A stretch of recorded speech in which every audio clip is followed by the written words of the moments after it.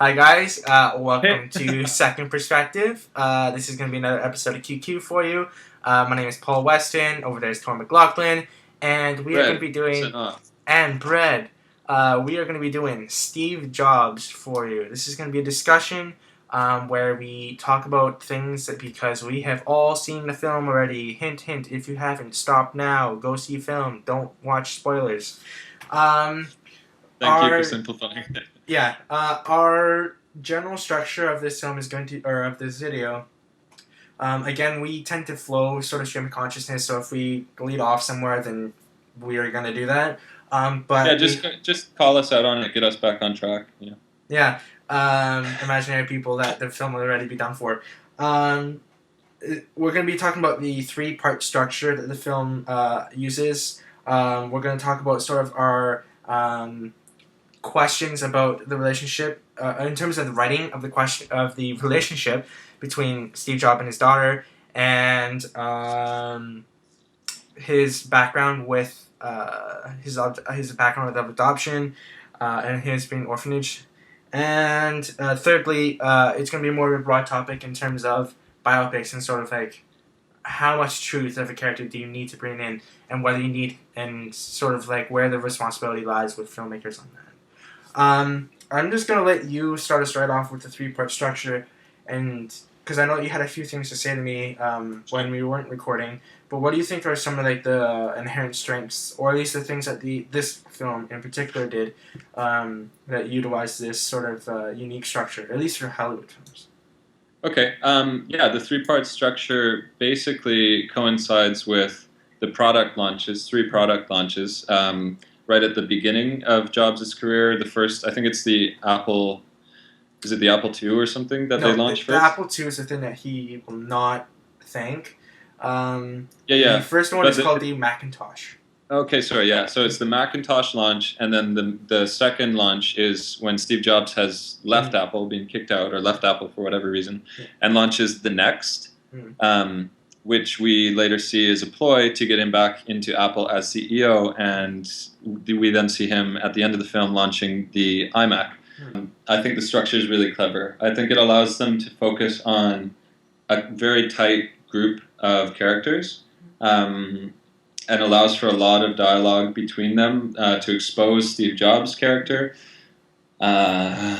I Well, think here I'm gonna jump in real it really quick. keeps things suspenseful, like throughout the movie. I Mm. found myself there's never sort of a dull moment, you know. There's never a moment for me to sit back and be like, okay, I'm just gonna take this in and think about what happened in the last scene.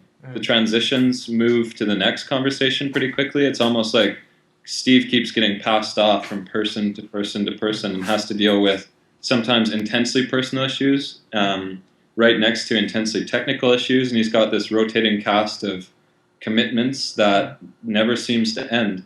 And it was really engaging in that sense. I think the three-part structure, particularly, um, was a clever choice. It allowed them to like delineate the narrative in pretty easy to understand chunks. You know, Well, hey, the first one he's on the up. Things don't go quite as planned, but there's still like a moderate degree of success. But we see some problems between him and Steve Wozniak when he won't acknowledge the Apple II team starting to brew, and we have the problems with his daughter and the lady that he slept with.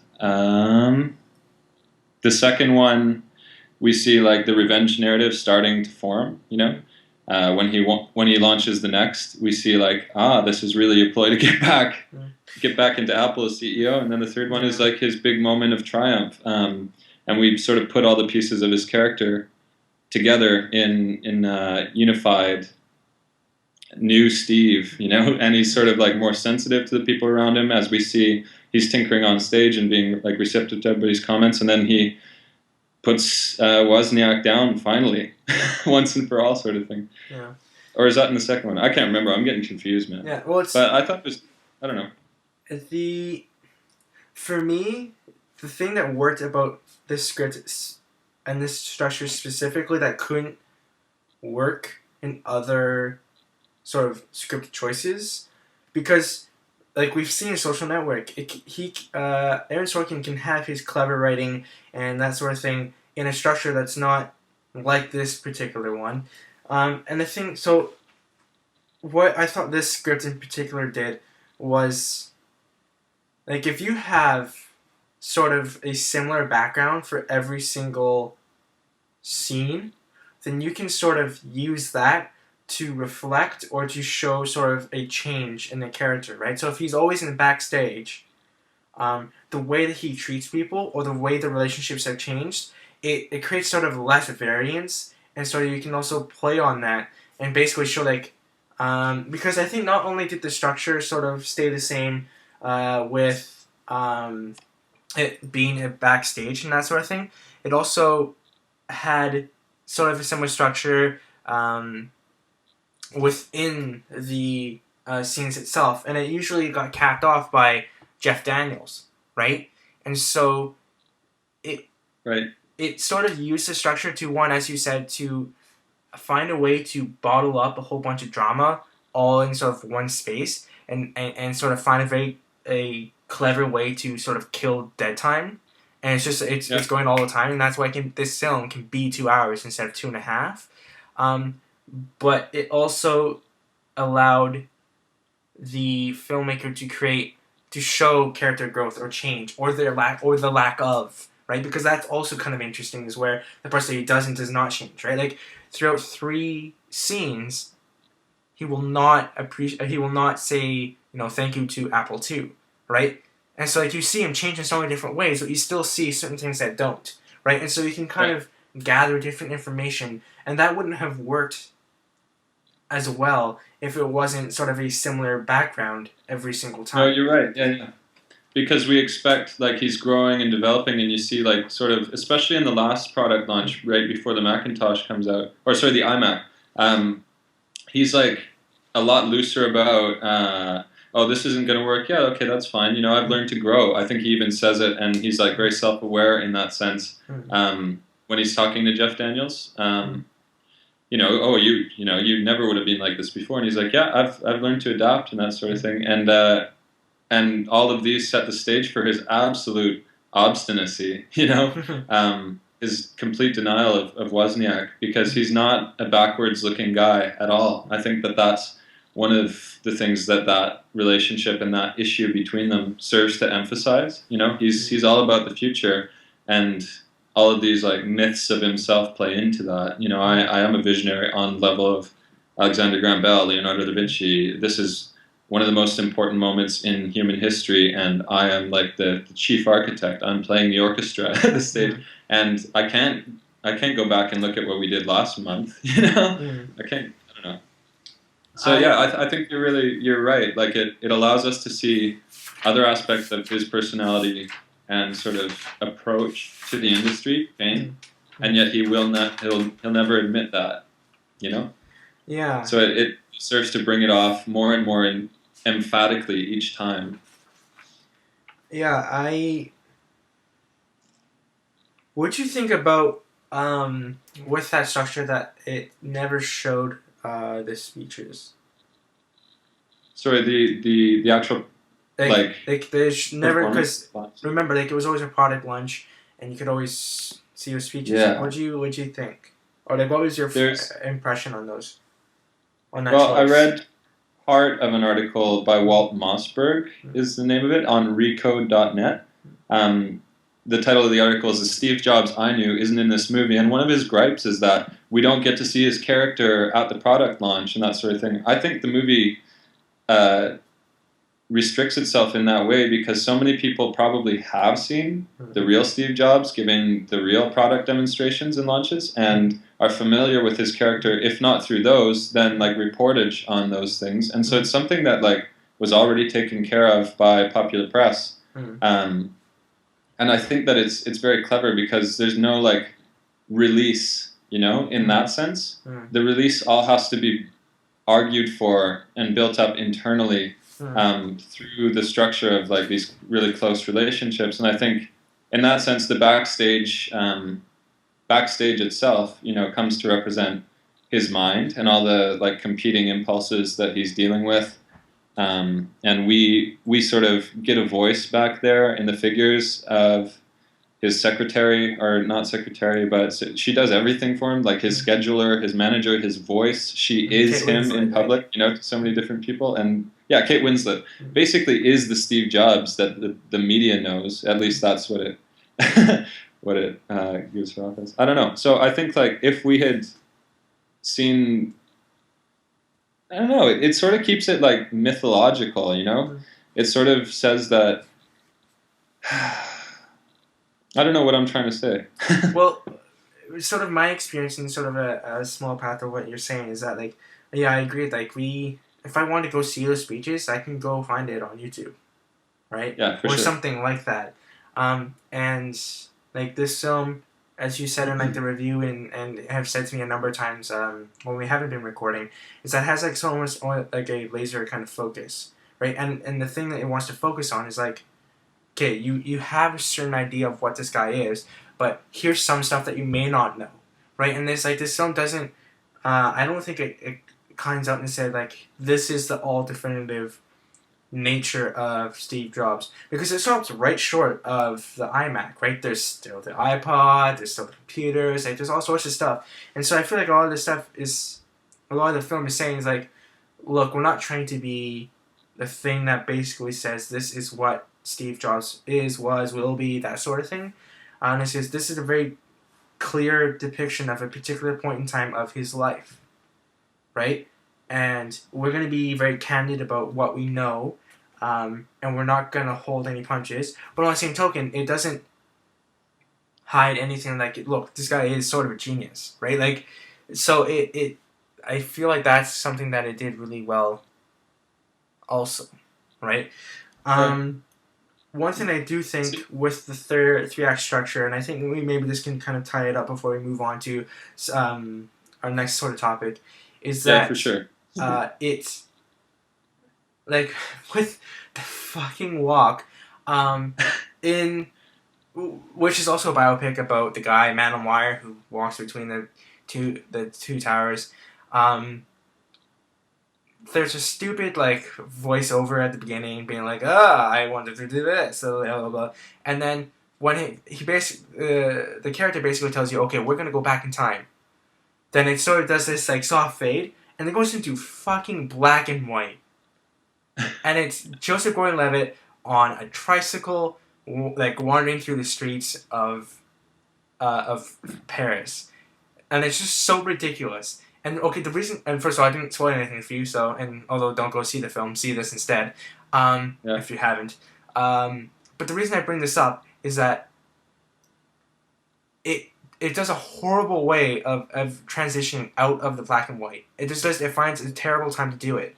But with this film, I'm not sure if you noticed it when you're watching it, Torin, but the first act was actually shot on 16mm film, which basically means it's like, it was a lot softer, it was a lot grainier, it looked older, right?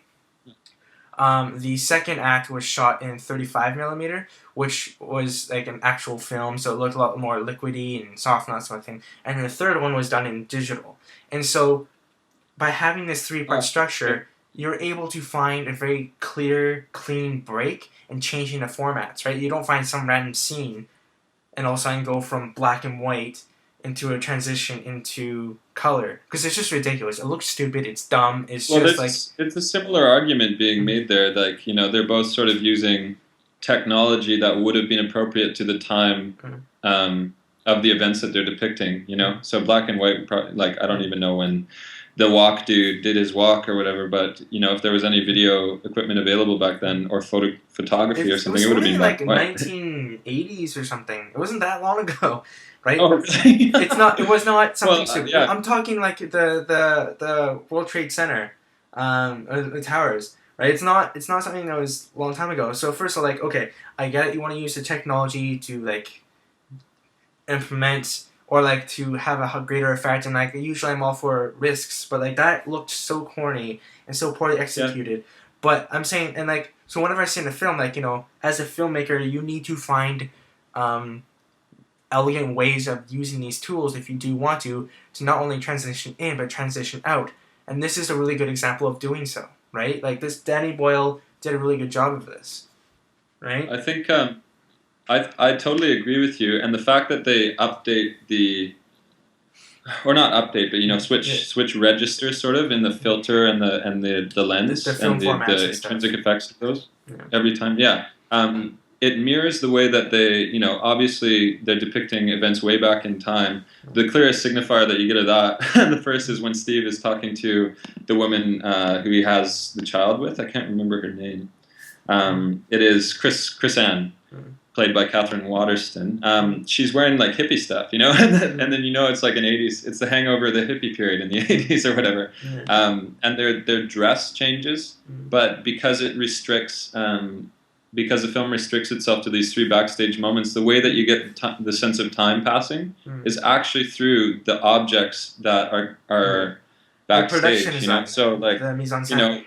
in the last thing, like the lights and the ornamentation of the rooms, the theater and that sort of stuff is all like glass, suspended pieces of glass that reflect the light and that sort of thing. Very modernist forms, and I think it's a really clever way to show the passage of time in the film, other than just like character portrayal. Or like Because time lapse. yeah, exactly. I mean, what it gets you focusing on, or instead of like 1984, 1988, 19 whatever, it gets you focusing on the objects of technology that surround Steve and how they update. And it's like it doesn't make an argument in and of itself, I think, but it adds to the like expressive effect or like the atmosphere of like technological advance that this whole thing is situated in. So I think it just reinforces the writing. Now that I think about it, it's really clever. So. Yeah, and Right, that's something that the three act structure allows you to focus on in a way you wouldn't be. It would just be like implicit in other movies, and this one it's actually sort of, I don't know. Yeah. It's well, direct for me, showing. like my understanding on that is like it's less is more, right? Like if they're always in the backstage, then all they have to worry about is changing the backstage and what a backstage looks like. Yeah. And so if you change that one light in a different film, people might not even notice that you changed the light. But like in this film, someone like you who is more focused on other things like the dialogue and the characters and stuff can sort of almost subconsciously notice a change, right? Right. And so it's like the whole thing where it's like minimalist posters, which I'm trying to do more often. I'm sure I'll put the poster that I made for this film on here, but when there's less shown, what you do change becomes that much more significant, right? So like they utilize that, and like that's why I really like the structure. Why don't we move on to the writing? Not focusing so much on like the strengths of it, because like we all like it. It's great, it's fantastic. But we'll focus more on like the sort of the things that we had a little more issue is with. The one thing I will mention that I'm sure everyone else thinks it's obvious, but the one thing I noticed about Aaron Sorkin's writing that I was like, it's so simple, yet it's one of the things that I thought it makes it that much better, is when these characters are having those back and forths. I realized that if a character says like, "You screwed me, didn't you? You told them." If we already know the answer, both the characters or the audience, the character will just talk about something else. Like, remember that time in 1984 when we did that? Like, and it's that's how he makes it go so fast, and how the characters feel so much more intelligent is because they don't spend time worrying about saying like, "Yeah, I did it. Well, so what?" and all that sort of stuff. It just characters just if the information is already known, it doesn't waste time telling that. And I just thought it was a really clever, interesting thing. But anyways, I just wanted to bring that up. I think that sort of points to something that the film does really well as a whole. I heard that they weren't able to get rights to certain information or to do like a biopic in a more traditional sense because Steve Jobs' estate said no, we don't want you to work with these details about his life, or we won't give you like I don't know, whatever permissions. But it sort of integrates this whole like myth and lore about Steve Jobs and his like personal relations and his relations with his creative partners and the business partners that he was working with all the time. It like the spat between him and Steve Wozniak is one of the major points of character development in the film, and like that's all stuff that sort of we get as apocrypha. Like Apple doesn't publicize that stuff. That's all like the press, the organ of the press that we get that stuff from, and it's like we're sort of like getting the dirt on his life and development, as a person, and that the film integrates that stuff really seamlessly. Like you said, where it's public enough that the audience knows, and knows enough to know that both of the characters know, it just moves past it.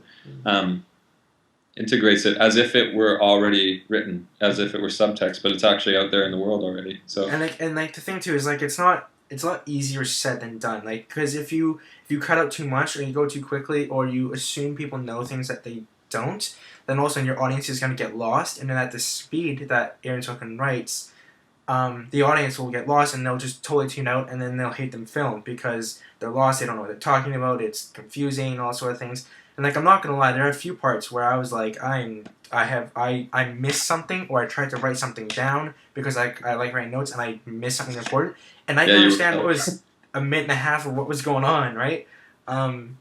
But anyways, so like let's quickly go to sort of your reservations about the relationship with the daughter and his adoption or his history of orphanage and whatnot.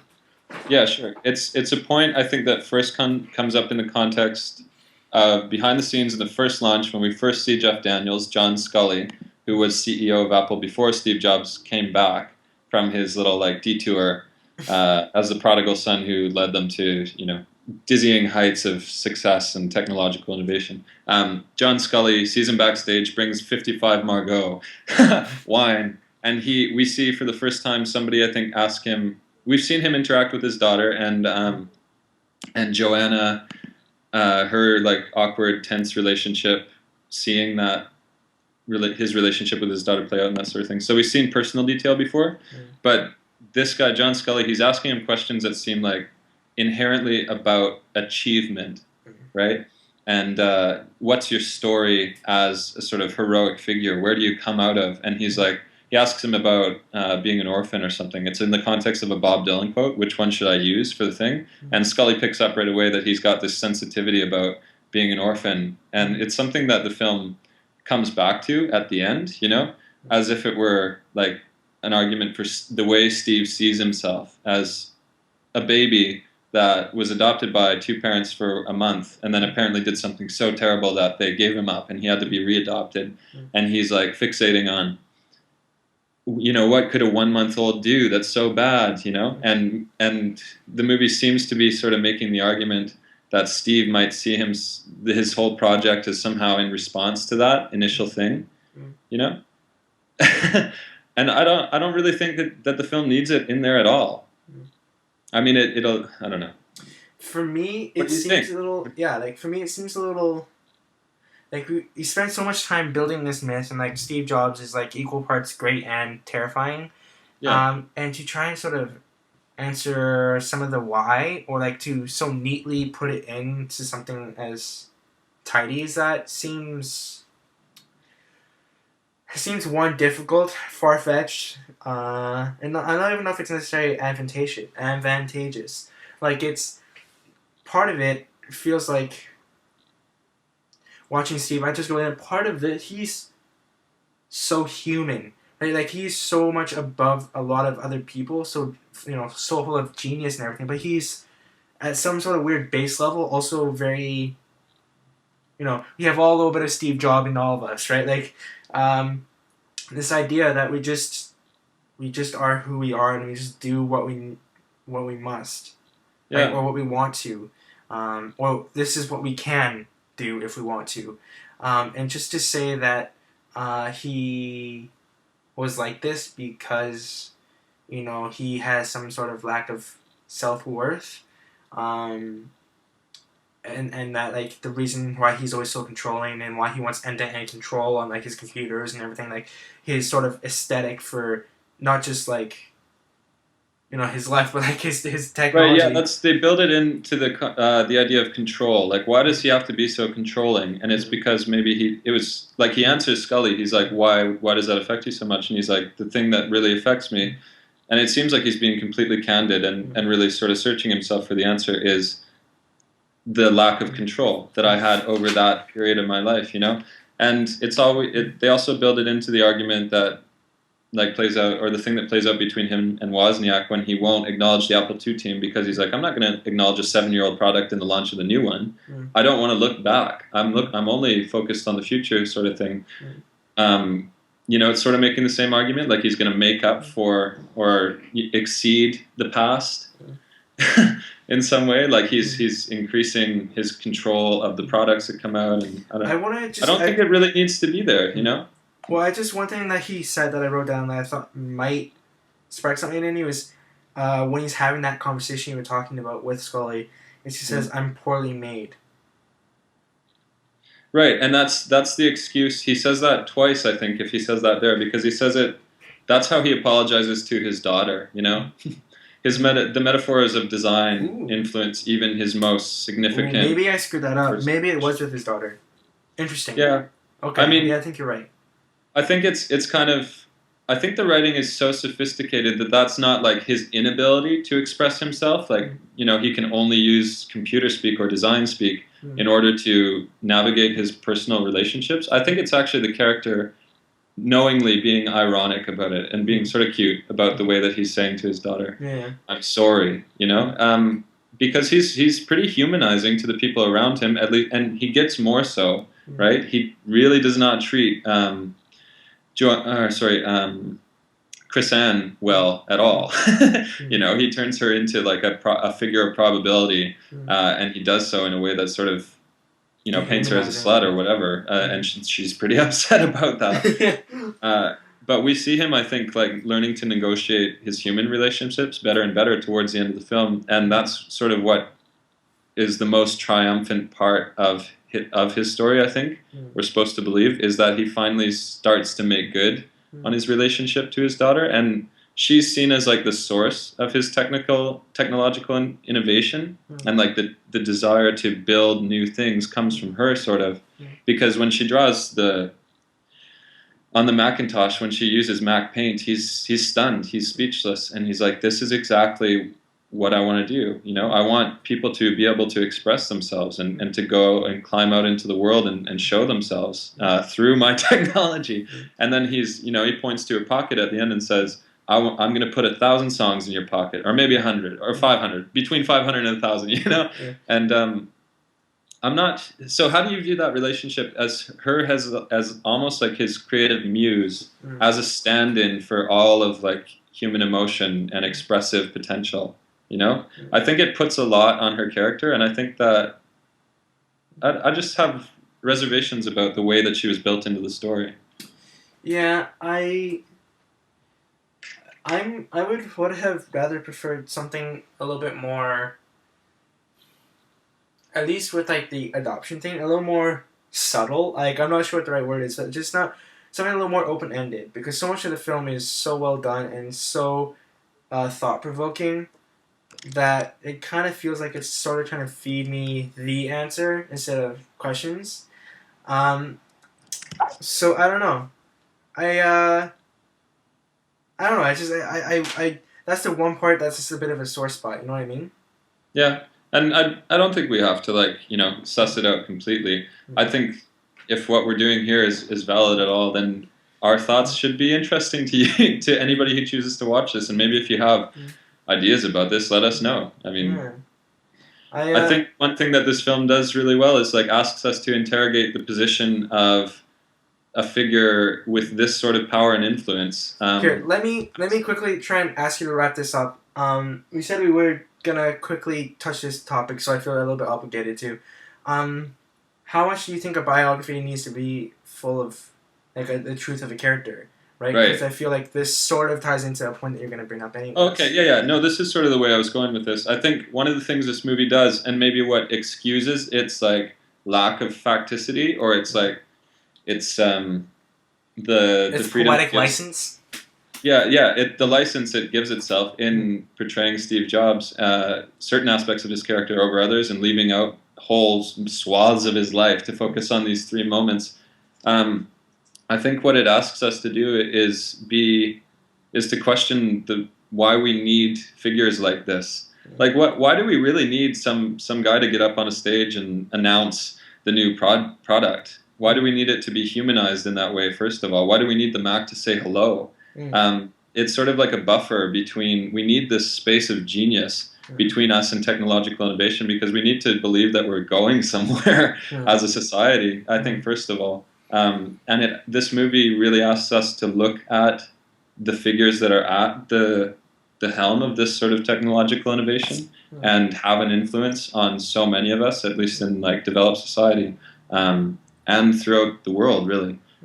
I know so many people who have iPhones, smartphones generally. They're built in response to the way the iPhone is marketed and what it's capable of and that sort of thing. So like Steve Jobs has had an impact on my life and yours and most of the people we know. You know, and the movie really asks us to question Steve Jobs.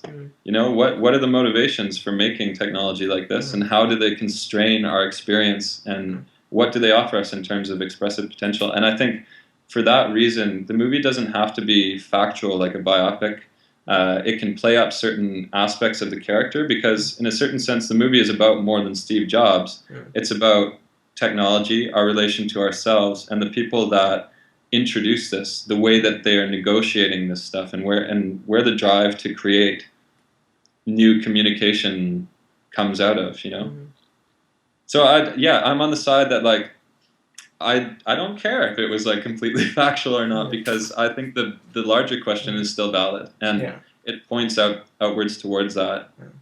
As long as I don't think they completely demonize him and just make everything false, being like, yeah, he killed and murdered people and all that stuff. Like, I think to a certain extent, right? but like, being other people who probably. reason, Anyway, sorry, go ahead. no. I'm saying like, I'm basically just saying what you're saying. It's like, as long as you're within reason, as long as you're, I think, actively trying to get the audience to think and to ask questions, and using someone as interesting as Steve Jobs to sort of pull us or the audience into a state where we want to question things, and sort of think more deeply about our relationship with technology, other people, our own drive, passion, all that sort of stuff. And I think you've done what films are supposed to do. You want to know what happened factually? Go talk to his family. Even then, that's still going to be like, it's going to be biased. But go read articles. Go read the biographies and stuff like that. Like, film is inherently supposed to be doing more than just, hey, this is what happened, right? So, yep. Other than that, I think that was a fairly decent discussion. Do you have any parting thoughts, or are you ready to say goodbye to the internet? Yeah, I mean, I sort of got to pee, so I apologize. I mean, I love you, and but the thing is, like, I've got biological needs to take care of. So. All right. Well, in that case, a wonderful time to take it off. Thanks for watching if you did, and please share your opinions on this. It was a movie that I'm really glad you asked me to watch, and I think a lot of people could get a lot out of it. So. Yeah. Well, again, I'm Paul Weston. Over there is Tom McLaughlin, and we're Second Perspective. We'll see you guys soon. Take care, guys.